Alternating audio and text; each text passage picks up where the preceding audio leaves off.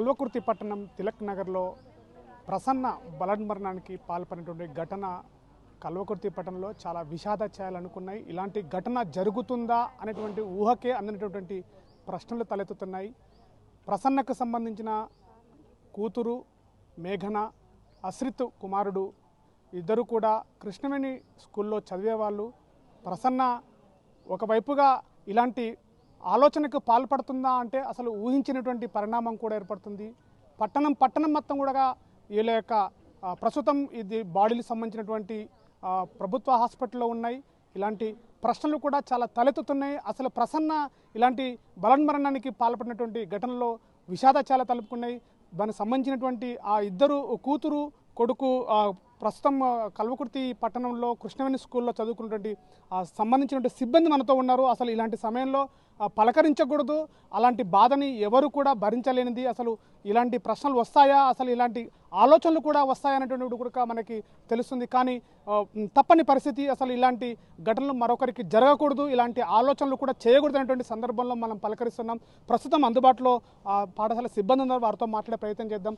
Sir, ఇలాంటి ఘటన అసలు మనం ఊహించకూడదు, అసలు ఇలాంటి ఆలోచనలు చేస్తారా అనేటువంటిది కూడా వస్తుంది. ఎట్లా చూస్తారు ఈ ఘటన పైన, ఎలా స్పందిస్తారు? ముఖ్యంగా ఈ ఘటన ఇలాంటిది జరగడం చాలా దురదృష్టకరం. ఇది ఊహాజనకం కాదు. ఇలాంటి ఘటనలు జరగకూడదు, అసలు కళ్ళలో కూడా ఊహించకూడదు అలాంటి ఘటన. మేము కళాశాల స్కూల్లో వాళ్ళకి, నేను హిందీ టీచర్గా పనిచేస్తున్నాను. వాళ్ళకి రీసెంట్గానే ఎక్స్కర్షన్ కూడా వెళ్ళి రావడం జరిగింది. 5 days. లాస్ట్ ఆ సండేనే మళ్ళీ రిటర్న్ రావడం జరిగింది.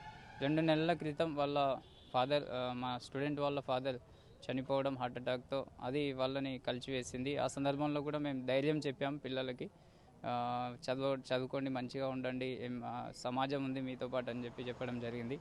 కానీ ఇది నిన్న ఈ న్యూస్ వినగానే చాలా బాధేసింది. ఇది జరగకూడదు. ఆ పాప వచ్చేసి 8th క్లాస్ చదువుతుంది, బాబు వచ్చేసి 10th క్లాస్ చదువుతున్నాడు. పాప కూడా క్లాస్లో టాపర్గా ఉండింది, క్లెవర్ స్టూడెంట్, మంచి భవిష్యత్తు ఉన్నటువంటి విద్యార్థిని. తర్వాత మంచి డిసిప్లిన్, మంచి అందరితోని కలిసిమెలిసి ఉండేది, మంచి ఆన్సర్లు చేయడం కానీ, తర్వాత పర్ఫెక్షన్ అనేది ఉండింది.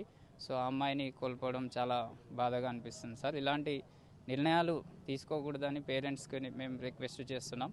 ఒక విధంగా పేరెంట్స్, తర్వాత ఇంకో సైడ్ టీచర్స్ మోటివేట్ చేస్తూనే మంచి సమాజాన్ని ఇలాంటి డిసిషన్స్ తీసుకోకుండా వాళ్ళకి మోటివేషన్ చేయాలనేది నా అభిప్రాయం సార్. ధన్యవాదాలు. ఇది ఇక్కడ ప్రభుత్వ హాస్పిటల్లో దగ్గర జరుగుతున్నటువంటి సంఘటన. మరోవైపు కూడా మనం చెప్పొచ్చు, సహజంగా పిల్లలు తల్లిదండ్రుల తర్వాత అలాంటి ఎఫెక్టివ్ కానీ అలాంటి ప్రేమ కానీ కనబరిచేది కేవలము స్కూల్లో విద్యార్థికి గురువుకు ఉన్నటువంటి ఆ ప్రేమ ఆప్యాయతలు, తల్లిదండ్రుల తర్వాత మళ్ళీ అలాంటి ఆప్యాయతలు ప్రేమలు మనకి ఆ టీచర్లు కనబడుతుంటారు. అట్లాంటి ఘటనతోటి ఈ యొక్క ఘటనతోటి కూడా ఆ పట్టణం మొత్తము, అటు ఉపాధ్యాయులు కావచ్చు, అటు సంబంధించినటువంటి బంధువులు కూడా చాలా విషాదచాలని చెప్పొచ్చు. వాళ్ళని ఇప్పుడు పలకరించే పరిస్థితి లేదు.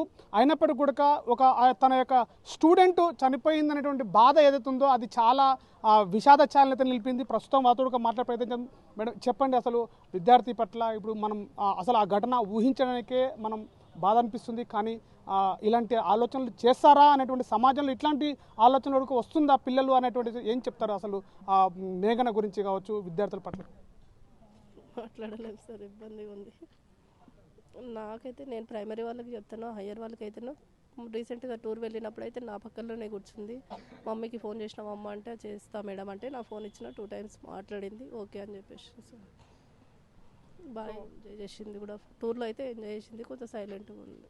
అంటే ఎప్పుడైనా తండ్రి మరణం తర్వాత పిల్లల యొక్క బాధ ఎట్లా ఉంటుంది? కాదు, మీరు కొంచెం మంచిగా చూసుకోండి అమ్మని, బాగా ధైర్యం ఇవ్వండి, ఏం కాదు అంటే మామయ్య చూసుకుంటాడు మేడం అని చెప్పి.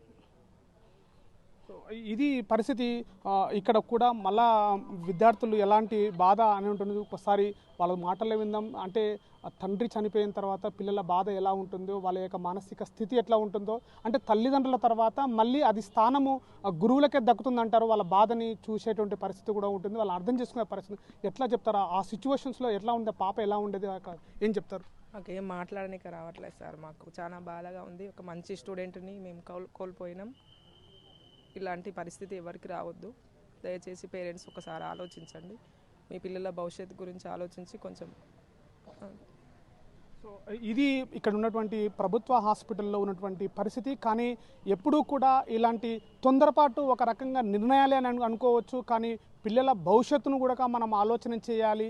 ఒక క్షణిక ఆవేశంలో తీసుకున్నటువంటి ఒక నిర్ణయాలు ఈరోజు ఇద్దరి ప్రాణాలు బలైపోయాయని చెప్పుకోవచ్చు. ఇంకా కొడుకు ప్రాణమైతే అశ్రిత ప్రాణమైతే ప్రాణాలతోటి కొట్టుమిట్టాడుతున్నటువంటి పరిస్థితి. కానీ ఆ భగవంతుడు ఎలా ఉన్నాడు, అసలు ఇట్లాంటి నిర్ణయాలు తీసుకుంటారా కుటుంబాల్లో, తల్లిదండ్రులు ఒకసారి ఆలోచన చేయాలి అని చెప్పేసి కూడా అటు ఉపాధ్యాయ బృందం అటు స్థానికంగా పట్టణ స్థానికులు కూడా కోరుతున్నటువంటి పరిస్థితి.